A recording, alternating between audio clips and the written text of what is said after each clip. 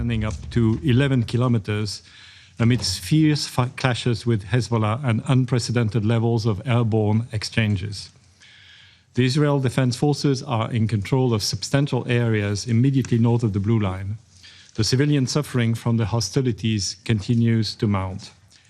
UNIFIL, on the ground carrying out its mission given by this council, has now also suffered fatalities.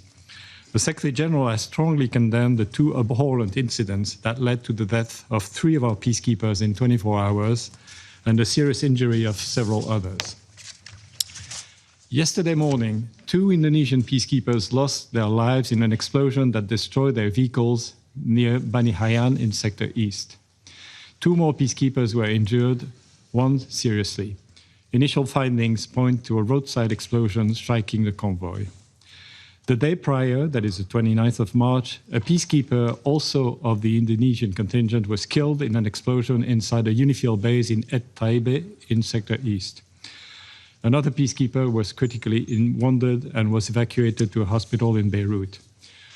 According to an initial assessment, the explosion was caused by a projectile that hit the base. These tragic developments should not have happened. I express my deepest condolences to the families of fallen peacekeepers and the government of Indonesia. I also wish a full recovery to those injured. UNIFIL is conducting investigations to determine the circumstances of these reprehensible developments. Mr. President, these are sadly not the only dangerous incidents faced by UNIFIL's courageous peacekeepers. There has been a worrying increase in denials of freedom of movement and aggressive behavior.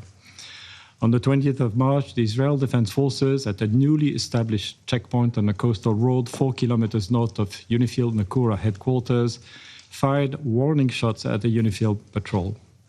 The rear UNIFIL vehicle was impacted by 1 round. On the patrol's return, an Israel Defense Forces tank at the same checkpoint fired a main armament round, which impacted 15 meters from the UNIFIL vehicle, causing a puncture. On the 30th of March, a UNIFIL patrol near Dair Kanun and Nar in Sector West was subjected to a heavy small arms fire from a group of approximately 20 individuals blocking the road. An explosion next to the patrol vehicles was also reported. The patrol returned fire and disengaged, returning to Nakura headquarters. Thankfully, these attacks did not lead to injuries. We say it clearly, and has been a need to say it far too often. Peacekeepers must never be a target. All acts that endanger the peacekeepers must immediately stop. All actors must adhere to their obligations to ensure the safety and security of the peacekeepers at all times. The inviolability of the United Nations installations must be respected. I wish to acknowledge and applaud the extraordinary commitment and courage of the women and men of UNIFIL implementing Security Council mandate tasks in these extremely dangerous conditions as far as the security circumstances allow. And I express my deepest gratitude to them. Mr. President, since Hezbollah on the 2nd of March claimed an attack on Israel, the group has conducted daily strikes, including with rockets, missiles and drones at targets in Israel and the occupied Syrian Golan. UNIFIL continues to report hundreds of launches from the mission's area of operations, which demonstrates the presence of unauthorized armed personnel, assets and weapons south of the Litani River, in clear violation of Resolution 1701. As reported earlier, the Israel Defense Forces have issued displacement orders for the entire UNIFIL area of operations and can continue to conduct intensified daily strikes, also in violation of Resolution 1701. Politicians in Israel now openly speak of the intention of an extended so-called security or buffer zone with the destruction of villages along the Blue Line and several bridges across the Litani River. In the last week only, thousands of trajectories were observed in both directions, as well as attacks by fighter aircraft and unmanned aerial vehicles. The Israel Defense Forces are advancing deeper into Lebanon, and clashes have been observed, including in very close proximity to UNIFIL headquarters in Nakura, which has been the subject of multiple impacts.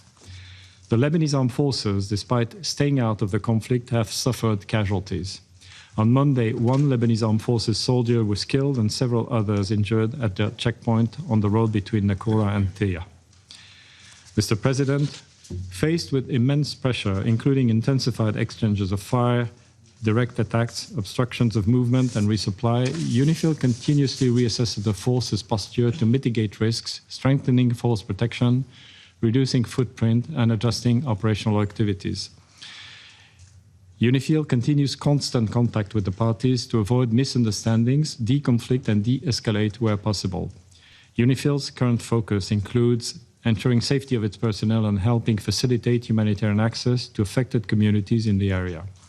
Peacekeepers, in close coordination with the Lebanese armed forces, have delivered essential supplies, including food, medicine, and hygiene kits, to civilians who remain living in precarious conditions in hard-to-reach areas near the Blue Line.